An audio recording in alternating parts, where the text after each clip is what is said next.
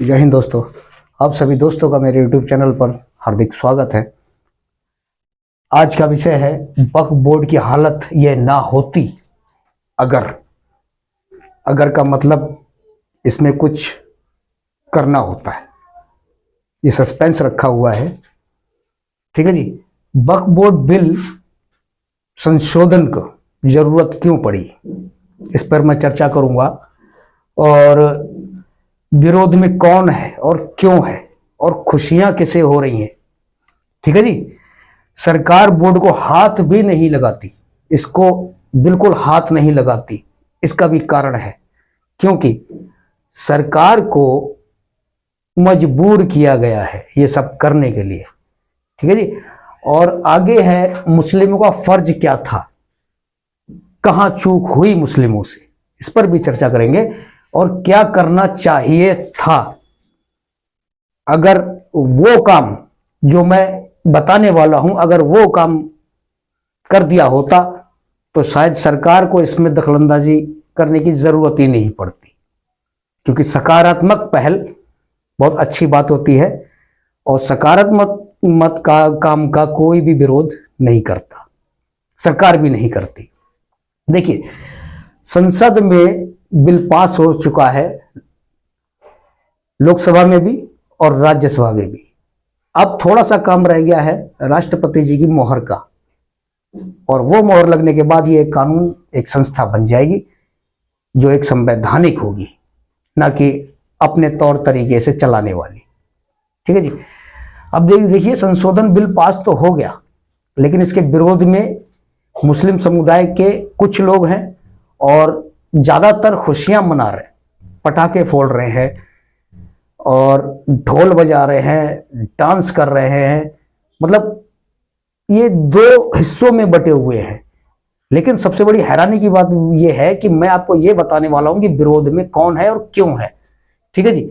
विरोध में वो लोग हैं जो वक्फ बोर्ड की संपत्तियों पर कुंडली मार के बैठे हुए हैं, या उन्होंने बिना सांस लिए डकार मार के वो उस संपत्ति को हजम कर गए हैं।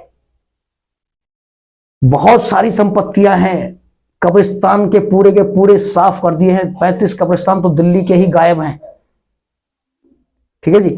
दूसरा, हैदराबाद, अंडमान निकोबार द्वीप समूह, उत्तर प्रदेश, कौन सा जिला, कौन सा राज्य ऐसा नहीं है जहां पर वक्फ बोर्ड के अधिकारियों ने नाजायज तरीके से कब्जा ना किया हो और उसको कौड़ियों के भाव बेचा भी है, और इसकी कानों कान किसी को भनक भी नहीं लगी। बहुत तगड़ा घोटाला है। ये ऐश कर रहे थे अपनी पूरी जिंदगी का, पूरा ऐश, पूरा मजा ले रहे थे ये लोग इस वक्फ बोर्ड की जमीन का। ठीक है जी।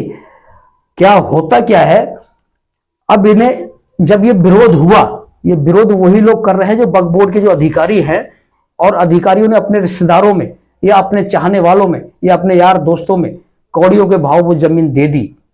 अब वो सोच रहे हैं बिल तो खैर पास हो ही गया है, बिल के पास होने से उनकी जो कब्जा करने वाली जो जमीन है, हड़पाऊ नीति है, उस पर फर्क पड़ेगा और जो जमीन हड़प कर रखी है वो रिकवर होगी। इसलिए वो भड़का रहे हैं जनता को और खुद भी कह रहे हैं कि ये हमारे मजहब के खिलाफ है। ठीक है। अब खुशियां कौन मना रहे हैं? खुशियां वो लोग मना रहे हैं जो गरीब लोग, गरीब तबका है, क्योंकि उन्हें सरकार से आस है, वक्फ बोर्ड से तो आस थी ही नहीं कभी।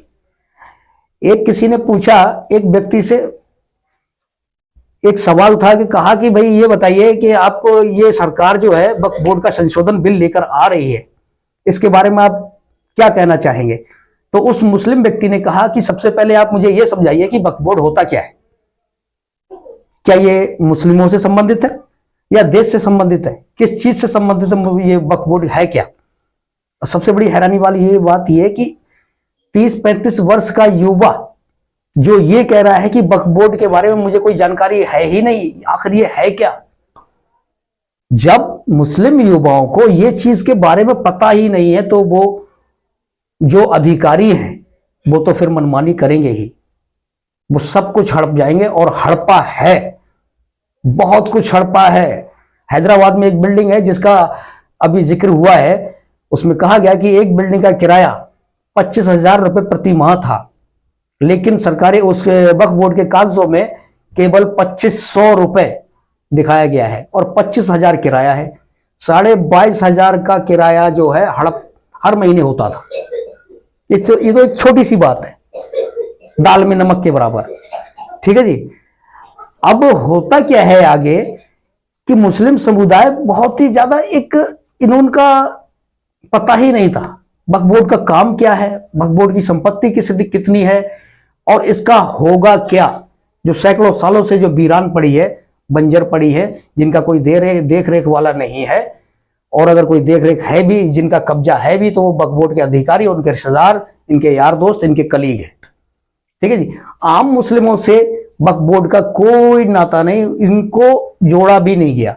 लेकिन संशोधन बिल के बाद तब वक्फ बोर्ड को यह फिक्र जागी कि अब आम मुस्लिमों को इसके साथ जोड़ा जाए। अब उन्हें पता तो है नहीं आम आदमी को, आम मुस्लिम को, कि आखिर यह है क्या। उन्होंने उल्टे तरीके से भड़का दिया कि ये हमारी मस्जिदें छीन लेंगे, हमारी ईदगाह छीन लेंगे, हमारे कब्रिस्तान छीन लेंगे, हमारे खानका छीन लेंगे, सब कुछ छीन लेंगे। ये हमारे मजहब भी मसलों में सरकार की दखलंदाजी है। ठीक है जी। अब मुस्लिमों का फर्ज क्या था? सरकार इसको बिल्कुल भी नहीं छेड़ती वक्फ बोर्ड के मसले को। अगर मुस्लिम लोग, आम जनता जो है मुस्लिमों की, वो वक्फ बोर्ड से सवाल करती कि इतना पैसा, इतनी प्रॉपर्टी है, आप खर्च कहां करेंगे, कहां पर लगाएंगे। दूसरा, सवाल को लेके एक दो आदमी से बात नहीं बनती, ये पूरा आंदोलन की तरह होता, तब ये अपने मुंह से सब कुछ उगलते, क्योंकि ये देना ही नहीं चाह रहे थे। जब आप किसी को बताना नहीं चाह रहे थे क्या है वक्फ बोर्ड के पास और क्या नहीं है। ठीक है जी। क्या करना चाहिए था? अगर सरकार इसमें दखलंदाजी ना करे तो इनको सबसे पहले पता क्या करना था वक्फ बोर्ड के अधिकारियों को? ये जो प्रॉपर्टी है, सबसे पहले विधवाओं को मदद करना चाहिए थी आर्थिक रूप से। यतीम बच्चे, वो तो इसके पात्र हैं ना, जिनका कोई सहारा नहीं, बेसहारा हैं, जो बेचारे भटक रहे इधर से उधर, उनको देना चाहिए था, उनकी मदद करना चाहिए थी। विधवाओं को मदद करना चाहिए थी, विकलांगों को मदद करना चाहिए थी, जिनके घर नहीं है उनको मदद करना चाहिए थी। उनको थोड़ी बहुत जमीन दे दी जाती कि लो भाई अपना आशियाना बनाओ, अपना घर बनाओ और रहो, हम आर्थिक मदद दे रहे हैं। जो युवा बेरोजगार हैं उनको थोड़ा पैसा देके उनके रोजगार को शुरुआत करी जाती, दुकानें छोटी मोटी रख के उनको रोजगार का साधन बनाया जाता। जो युवा, जो बच्चे पढ़ना चाहते हैं उनके पढ़ाई पे खर्च करना चाहिए था। दूसरा, स्कूल, कॉलेज और हॉस्पिटल बनाए जाने चाहिए थे, जिससे कि देश को, देश के नागरिकों को, गरीबों को और मजलूमों को फायदा पहुंचता। तब सरकार को कोई हक नहीं बनता था कि वक्फ बोर्ड की तरफ आंख उठाकर भी देखे, तो उन्हें जरूरत भी क्या है। जब वक्फ बोर्ड अच्छा काम करता देश के नागरिकों के लिए और देश के हित के कामों के लिए, अगर ये पैसा खर्च होता, प्रॉपर्टी खर्च होती, कहीं ना कहीं लगाई जाती, तो सरकार को क्या पड़ी है भाई। जब घोटाले हुए, हड़प्पाऊ नीति लागू हुई इनकी, गुपचुप तरीके से सब कुछ खत्म करते चले गए और मुस्लिम समुदाय को कुछ भी पता नहीं था क्या है ये। और सबसे बड़ी बात जो मैं अब बताने वाला हूं, ये वक्फ बोर्ड को संशोधन में लाने का एक बहुत बड़ा कारण है। बहुत बड़ा कारण वो ये है कि जितने भी मौलाना है, कभी कर्नाटक की जमीन पे, कभी कर्नाटक के गांव पे, बिना किसी प्रमाण पत्र के, बिना किसी कागज के दावा ठोक देते हैं। कभी किसी प्रॉपर्टी पे, किसी जमीन पे, किसी जायदाद पे दावा ठोक देते हैं कि ये वक्फ बोर्ड की जमीन है, बिना कागज के। और बयान, ऐसे बयान ये लगातार चलते रहे। सरकार और जनता परेशान हो गई, आखिर इनका क्या किया जाए, ये तो बेलगाम हो रहा है, इनको अब लगाम लगाना जरूरी है। ऐसे बयान। कुंभ की जमीन को भी प्रयागराज में कहा कि ये कुंभ की जमीन पर प्रयागराज का मेला, कुंभ का मेला लग रहा है, और वो ऐसा बयान देकर गायब। बस मुंह फाड़ने से मतलब है प्रमाण नहीं देना है, सबूत नहीं देना है, बस ये वक्फ बोर्ड की जमीन है, इनको पिन मारना था, परेशान करना था। तो आदमी सोचेगा ही कि अब इनका क्या किया जाए, क्या ये सच कह रहे हैं या झूठ कह रहे हैं। जब जांच हुई तो पता चला इनके पास तो 70% प्रॉपर्टी के कागजात ही नहीं है, 70% प्रॉपर्टी के कागजात नहीं है। चल और अचल कुछ भी, जो भी प्रॉपर्टी है 30% बची उसके है। तो इनको परेशानी तो ये थी, जो 70% जमीन पर जो कब्जा बना के बैठे हुए हैं वो भी इनके हाथ से निकल जाती। इसलिए इन्होंने विरोध का एक रास्ता अपनाया। लेकिन कुछ दिनों में जनता में जागरूकता फैली है, वो लोग अब जागरूक हुए हैं, कह रहे हैं कि सरकार ने ठीक किया है, हम सरकार के समर्थन में है। इसी के साथ इस वीडियो का मैं समापन करता हूं। अगर मेरा वीडियो ये आपको अच्छा लगा हो तो सब्सक्राइब कीजिए, लाइक कीजिए, बेल आइकन को दबाना ना भूलें और साथ ही साथ शेयर भी करिए, जिससे कि ज्यादा से ज्यादा लोगों तक जानकारी हो सके। ठीक है जी, धन्यवाद, जय हिंद।